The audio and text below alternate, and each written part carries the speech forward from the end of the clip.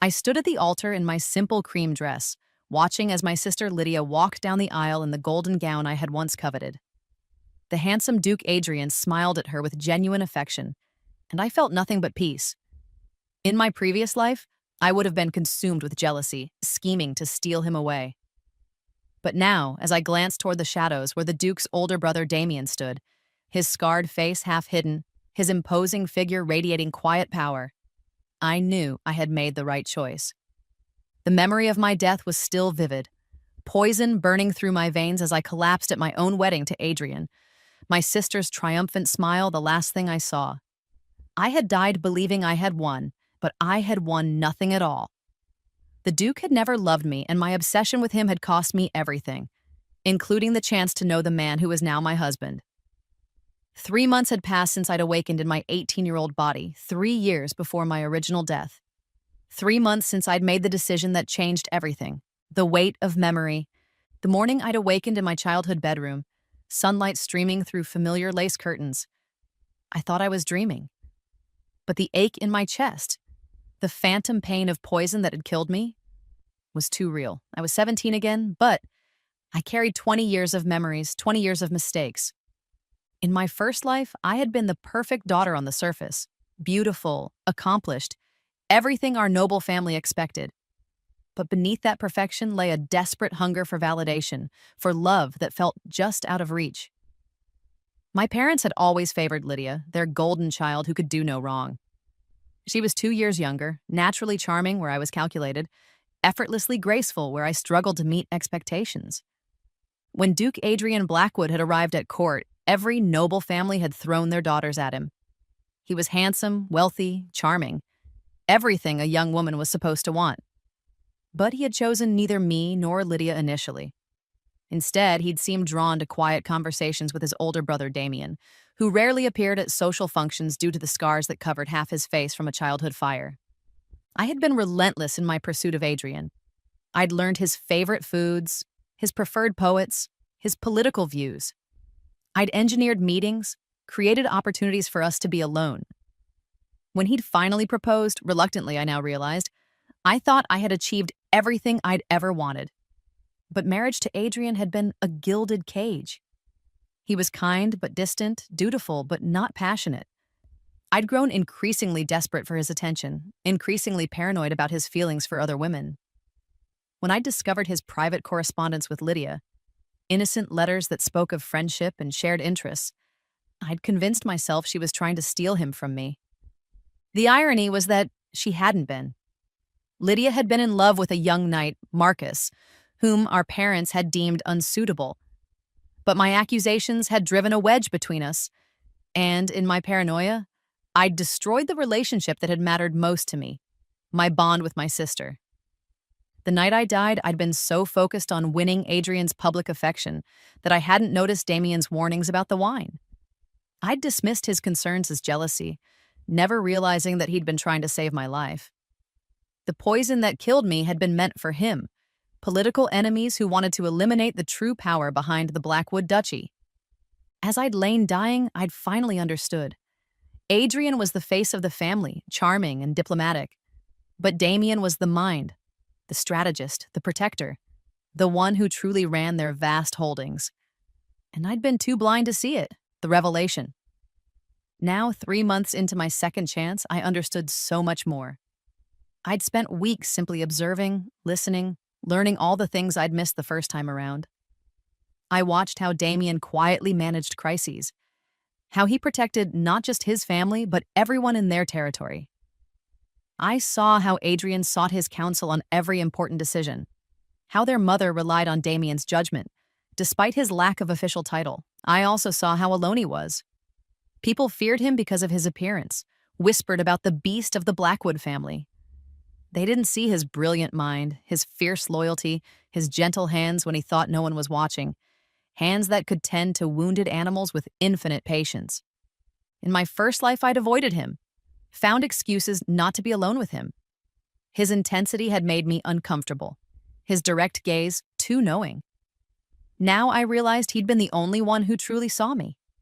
Not the perfect image I projected, but the insecure, desperate girl beneath. The decision to let Lydia have Adrian hadn't been difficult. During one of our family's increasingly tense dinners, I'd simply looked at my sister across the table and seen her unhappiness.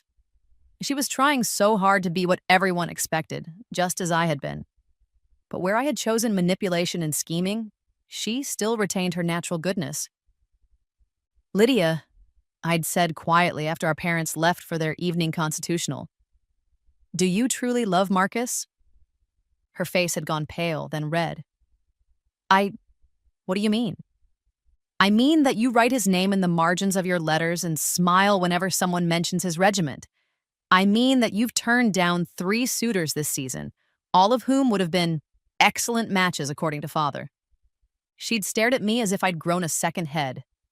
In our first life, I would never have been so direct, so supportive. Elise, I don't understand why you're...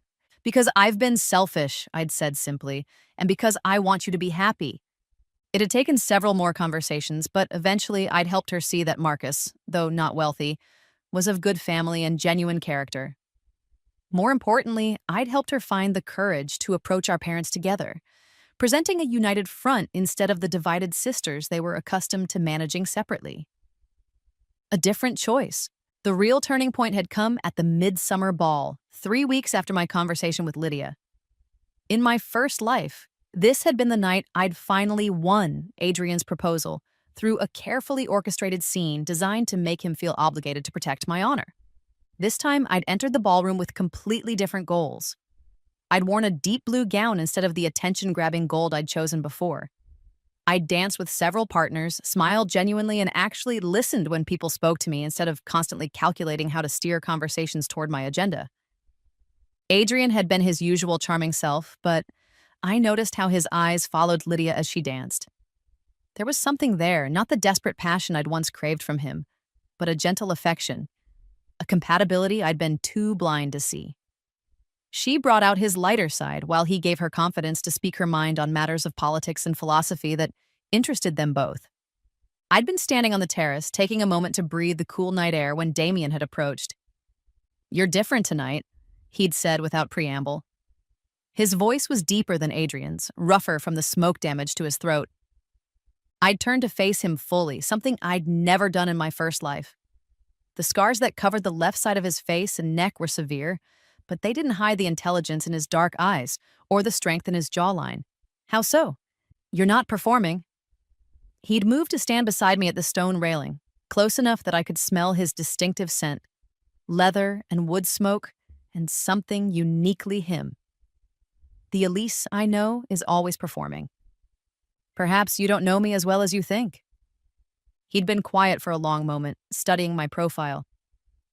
"Or perhaps I've been waiting for you to stop pretending long enough for me to know the real you." The words had hit me like a physical blow. In my first life, I'd interpreted his attention as disapproval, his directness as rudeness. I'd never considered that he might have been interested in me, that his attempts at conversation had been overtures I'd been too focused on his brother to recognize. "Why aren't you inside?" I'd asked instead of responding directly. "Dancing attendance on some young lady?" His laugh had been bitter. "Look at me, Elise. What young lady would want this face looking back at her?" I'd turned to face him completely then, and for the first time in either of my lives, I'd really seen him. Yes, the scars were dramatic, but they were part of a face that spoke of strength, intelligence, and a depth of character that his brother, handsome as he was, simply didn't possess. "You're wrong," I'd said softly. "You're not looking at the right young ladies." Something had shifted in his expression then, a cautious hope that made my chest tighten. In my first life, I'd never seen Damien hope for anything personal, anything that wasn't related to duty or family obligation. "And what young lady should I be looking at?" he'd asked, his voice carefully controlled. I'd taken a breath that felt like jumping off a cliff. One who's tired of pretty faces and charming words. One who wants a partner, not a decoration. One who's finally ready to stop running after the wrong things. The silence that followed had stretched between us like a bridge I wasn't sure either of us was brave enough to cross. Then Damien had stepped closer, close enough that I had to tilt my head back to meet his eyes. "Are you saying what I think you're saying, Elise?" "I'm saying that I've been a fool." The words had come out steadier than I'd felt. I'm saying that I've spent years chasing shadows while ignoring substance. I'm saying that if you were interested in a woman who comes with significant baggage and a history of poor judgment, I might be interested in seeing where that leads. He'd studied my face for a long moment, searching for deception or manipulation. I'd let him look, keeping my expression open and honest, in a way I'd never managed before. This isn't about Adrian, he'd asked finally. This is about me finally seeing clearly. I'd reached out then, slowly, giving him time to pull away. When he didn't, I'd traced one finger along the edge of a scar that ran from his temple to his jaw. This is about recognizing that the most beautiful thing about a person isn't what everyone else can see. The courtship. What followed had been unlike anything I'd experienced in either life. Damien was methodical in his courtship, careful in a way that spoke of a man who'd learned not to take anything for granted. He'd started with small gestures, books of poetry that actually reflected my interests rather than what was fashionable, invitations to walk in his private gardens where we could talk without interruption. He'd asked about my thoughts on everything: politics, literature, estate management, philosophy. In my first life, I'd had opinions on all these subjects, but I'd hidden them because I'd thought they made me less attractive to Adrian. With Damien, I'd found myself expressing ideas I'd kept buried for years. You have a brilliant mind, he'd told me one afternoon as we sat in his study, discussing the economic implications of the new trade agreements with the Eastern kingdoms. Why do you hide it? Because brilliant minds aren't what men want in wives, I'd replied automatically, then stopped. At least, that's what I've always been told. Then you've been talking to the wrong men. He'd set down the papers we'd been reviewing and given me his full attention. Intelligence is the most attractive quality a person can possess. Everything else fades, but a good mind only grows more valuable with time. Those conversations had been a revelation. In my first life, I'd shaped myself to fit what I thought others wanted. With Damien, I was discovering who I actually was beneath all those carefully constructed layers. The physical attraction had grown more slowly but more intensely than anything I'd experienced with Adrian. Damien was careful about touching me, always asking permission, always giving me space to retreat. When he'd first kissed me, 6 weeks into our courtship, under the ancient oak tree in his private garden, it had been reverent, thorough, completely focused on me in a way that left me breathless. I've wanted to do that since the first time I saw you, he'd murmured against my lips. The first time you saw me, I was 16 and arguing with my governess about proper curtsy depth, I'd managed to reply. Exactly. You had such fire in your eyes. I knew even then that beneath all that propriety was a woman worth knowing. I'd realized then that he'd been watching me for years, seeing things I'd never shown anyone else. In my first life, I'd been so focused on Adrian's attention that I'd missed the deeper, more constant regard of the man who'd truly been paying attention. The proposal. When Damien had proposed, it hadn't been the grand romantic gesture I'd imagined as a young girl.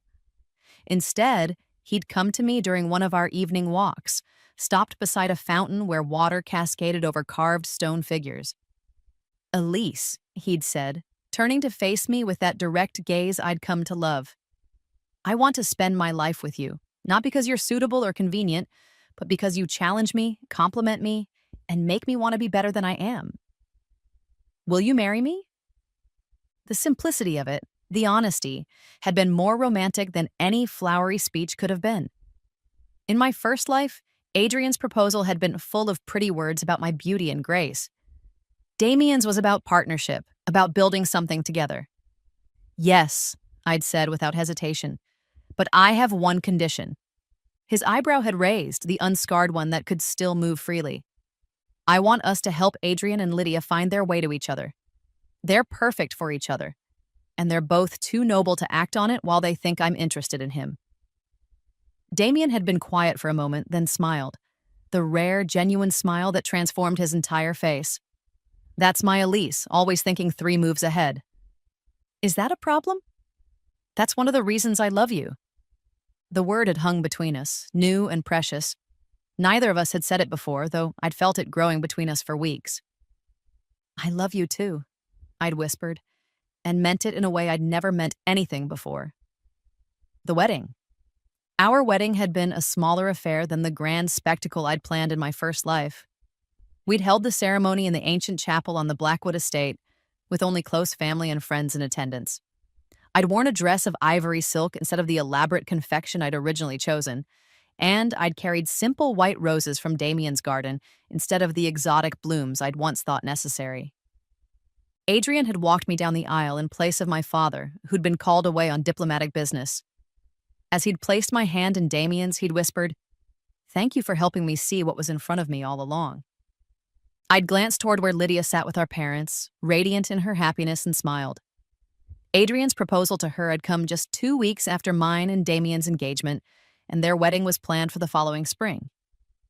The ceremony itself had been everything I'd never known I wanted. When Damien had spoken his vows, words he'd written himself about partnership and growth and facing the future together, I'd felt tears streaming down my face. When I'd promised to stand beside him through whatever challenges came, to value his wisdom and trust his judgment, I'd meant every word, but it was the moment after the ceremony, when we'd been alone for the first time as husband and wife, that had truly marked the beginning of my new life. "No regrets?" Damien had asked, his thumb brushing away the last of my happy tears. "Only that it took me so long to find my way to you," I'd replied. The true power. The first year of our marriage had been a revelation in ways I hadn't anticipated. I'd known that Damien was intelligent and capable, but I hadn't fully understood the scope of his influence until I became part of it. The Blackwood Duchy was vast, encompassing not just their ancestral lands, but investments and holdings across 3 kingdoms. Adrian managed the public face of their wealth, the state dinners, the diplomatic functions, the ceremonial duties. But Damien was the one who made the decisions that affected thousands of people. He'd started including me in his work almost immediately, not as decoration or moral support, but as a true partner. I'd discovered that I had a talent for logistics and negotiation that I'd never been allowed to develop. Within months, I was managing the duchy's charitable foundations and overseeing improvements to tenant housing and working conditions. "You realize what you've done, don't you?" Damien had asked one evening as we reviewed reports on the latest harvest yields. We were in his private study, me curled in the chair beside his desk that had become mine without any formal declaration. "Improved crop rotation schedules?" I'd suggested innocently. "Given me a partner who makes me twice as effective as I was alone." He'd set down his pen and turned to face me fully. "I've been waiting my whole life for someone who could do this with me." I'd looked around the study, at the maps covering the walls, the ledgers full of figures that represented real people's lives, the correspondence from mayors and merchants and diplomats who all came to Damien for guidance. In my first life, I'd thought power meant being admired at social functions. Now I understood that real power was the ability to make decisions that mattered, to improve lives, to build something lasting. "I never knew," I'd said softly. "In all those years at court, I never understood what you actually did." Most people don't. They see the scars and assume I'm relegated to the shadows because I'm not fit for polite society. They don't realize that the shadows are where the real work gets done. I'd reached for his hand, intertwining our fingers. Their loss. My gain. He'd lifted our joined hands to his lips, pressing a soft kiss to my knuckles. "I love you, Elise.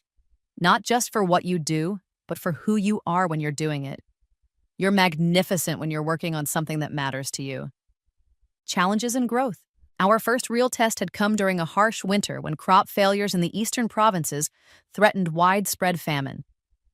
In my previous life, I would have organized charity balls and felt satisfied with the fashionable sympathy of the nobility.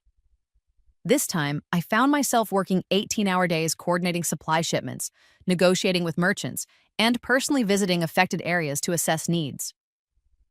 "You don't have to do this," Damien had told me as I prepared for another grueling trip to oversee grain distribution.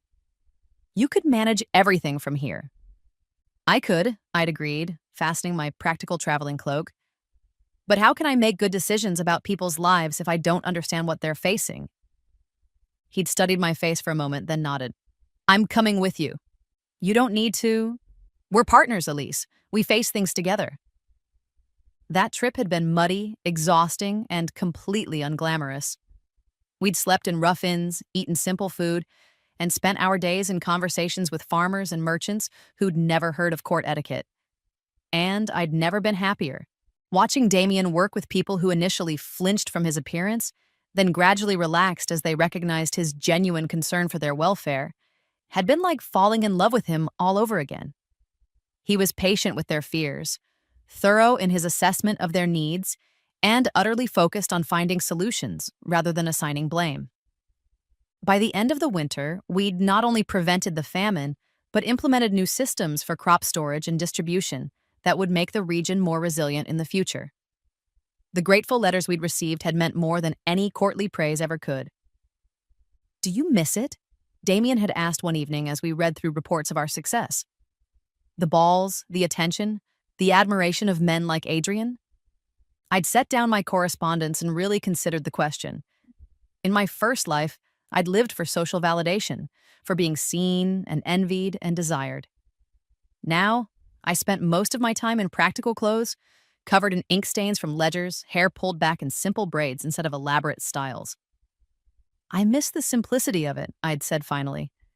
It was easier when my biggest concern was which dress to wear to which function. But I don't miss the emptiness. I don't miss feeling like I was always performing, never just being. And now I know who I am. I'd moved to where he sat behind his desk, settling into my favorite position perched on the edge beside his chair. I'm someone who can look at crop rotation schedules and see families who won't go hungry. I'm someone who can negotiate with merchants and know that the terms we agree on will improve people's lives. I'm someone who can come home to a man who values my mind as much as anything else about me. He'd reached up to touch my face, thumb tracing the line of my jaw. I fell in love with your potential, Elise, but I'm in awe of the woman you've become. Lydia's wedding. Adrian and Lydia's wedding the following spring had been everything mine had never been. Joyful, relaxed, full of genuine celebration. Watching them exchange vows, I'd felt nothing but happiness for the love they'd found in each other. "Strange," Lydia had said to me during the reception, as we watched Adrian spin her around the dance floor. "A year ago, I would have sworn you'd never forgive me for marrying him." "A year ago, I would have been right," I'd replied honestly. But that was before I understood the difference between wanting something and actually needing it. "And what did you need?" I'd looked across the ballroom to where Damien was deep in conversation with several regional governors, his hands moving as he explained some policy point, his scarred face animated with passion for his subject. Several young women stood nearby, no longer afraid to look at him directly, drawn by his reputation for fairness and competence. "Someone who saw me," I'd said simply, "someone who made me want to be worthy of being seen." Lydia had followed my gaze and smiled. "He adores you, you know. It's written all over his face whenever you walk into a room." "I know." And I did know, in a way that felt completely different from the desperate uncertainty I'd lived with in my first marriage. I adore him too. The future. 2 years into our marriage, as I sat in our private garden watching Damien teach his nephew, Adrian and Lydia's infant son, to identify different flowers, I reflected on the choices that had brought me to this moment. In my first life, I'd been so focused on winning that I'd never stopped to consider what victory actually looked like. I'd thought it meant being envied, being chosen, being the object of desire. I'd never imagined that it might mean being trusted with important work, being valued as a partner, being loved for who I was rather than what I represented. "Penny for your thoughts?" Damien asked, settling beside me on the stone bench after handing his nephew back to his nurse. "Just thinking about paths not taken," I'd said, leaning into his warmth. "Regrets. Gratitude." I'd turned to face him, this man who'd seen past my masks and pretenses to something worth nurturing. For second chances, for clear vision, for finding where I actually belong. He'd been quiet for a moment, studying my face with that intent focus that had once made me nervous and now made me feel completely known. "There's something I want to tell you," he'd said finally. "Oh, I knew." I'd felt my heart stop. "Knew what?" "About the poison, about what really happened to you in your first life." The world had seemed to tilt around me. In all our time together, I'd never spoken of my rebirth, my memories of dying. I'd assumed it was impossible to explain, impossible for anyone to believe. How could you possibly? Because I died too. His voice was quiet, matter of fact. 3 years later, in a riding accident that wasn't an accident, I spent those years knowing I'd lost the only woman I'd ever loved, knowing I'd failed to protect you, knowing that Adrian blamed me for not preventing your death. When I opened my eyes in the same room where I'd recovered from the fire, 20 years old again, I thought I was being given the chance to save you this time. I'd stared at him, mind reeling. You remember everything too? Everything, including how miserable you were with Adrian, how desperately you tried to make a marriage work with a man who could never love you the way you needed to be loved. He'd reached for my hands, holding them gently. I waited to see if you'd make the same choices. When you started helping Lydia instead of sabotaging her, when you approached me instead of pursuing him, I knew you remembered too. Why didn't you tell me sooner? Because I wanted you to choose me for the right reasons. In our first lives, you might have seen me as a consolation prize, a backup plan. I needed to know that you wanted the life we could build together, not just escape from the life that had destroyed you. I'd thought of all our conversations, all the careful ways he'd courted me, all the patience he'd shown as I found my footing in this new existence. He'd been guiding me toward the best version of myself while never pushing, never presuming. I love you, I'd said, the words carrying the weight of 2 lifetimes. Not because you saved me, not because you were a better choice than Adrian, because you're you, because you make me want to be the person I was always capable of being. And I love you because you're brave enough to choose differently, even when different is harder. He'd leaned forward to rest his forehead against mine. Because you saw past the scars to the man underneath. Because you're the partner I never dared to hope for. Legacy. 5 years have passed now since our wedding, and I'm expecting our first child. As I write this, Damien is in his study preparing for a meeting with the King's Council. He's been appointed as an official advisor on matters of domestic policy, a recognition of the work he's been doing quietly for years. Adrian and Lydia have 3 children now, and Adrian has grown into his role as the duchy's public face with confidence and genuine skill. The brothers work together seamlessly, each playing to their strengths, each valued for their unique contributions. Our parents have finally accepted that both their daughters married well, even if neither marriage followed their original expectations. Lydia's happiness is impossible to deny, and the respect and influence I've gained through my work with Damien has exceeded anything they could have hoped for from a traditional society marriage. But the true measure of our success isn't in titles or recognition. It's in the letters we receive from farmers whose livelihoods were saved by our agricultural programs, from merchants whose businesses thrived under our fair trade policies, from families whose children have better futures because of the schools and hospitals we've built. It's in the way Damien looks at me when I present a new idea or solve a complex problem. Not with surprise that I'm capable, but with pride in what we've accomplished together. It's in the certainty that our child will grow up seeing both parents as equals, understanding that strength comes in many forms, that love is built on respect and partnership rather than domination and submission. When people ask me about my marriage, about how I ended up with the monster instead of the prince, I tell them the truth. I married the man who saw me for who I really was and loved me enough to help me become who I was meant to be. In my first life, I thought I wanted to be chosen. In this life, I learned the power of choosing wisely, and that has made all the difference. Epilogue, 10 years later, I'm in the garden again, watching our 5-year-old daughter Emma chase butterflies, while our 3-year-old son Thomas attempts to help his father transplant seedlings. Emma has Damien's dark eyes and serious expression, but she laughs easily and often. Thomas has my stubborn streak, but Damien's careful way of studying problems before acting. Mama, why does Papa have lines on his face? Emma asked me yesterday, tracing the scars on Damien's cheek with the casual acceptance of a child who's never known any different. Because sometimes getting hurt makes us stronger, I'd told her. And sometimes the things that make us different are the things that make us special. She'd considered this gravely, then nodded. Like how Aunt Lydia says you're the smartest lady she knows? Something like that. From across the garden, Damien had caught my eye and smiled. The full, transformative smile that still takes my breath away after all these years. Our children adore him, completely unaware that anyone might find his appearance frightening. To them, he's simply Papa, the man who reads them stories with different voices for every character, who teaches them about plants and animals and the importance of taking care of people who need help.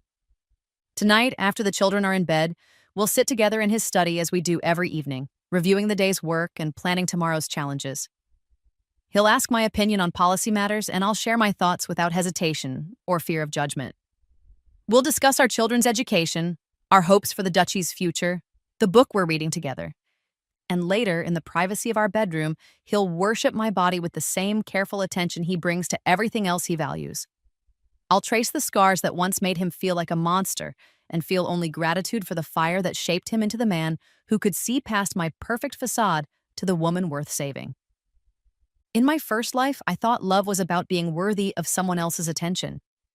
In this life, I've learned that love is about becoming someone worth your own respect, then finding a partner who enhances rather than diminishes who you are. I married the true power behind the duchy, yes, but more than that, I married my equal, my complement, my best possible self reflected in someone else's eyes. And if I had 100 lifetimes to choose from, I would choose him every single time.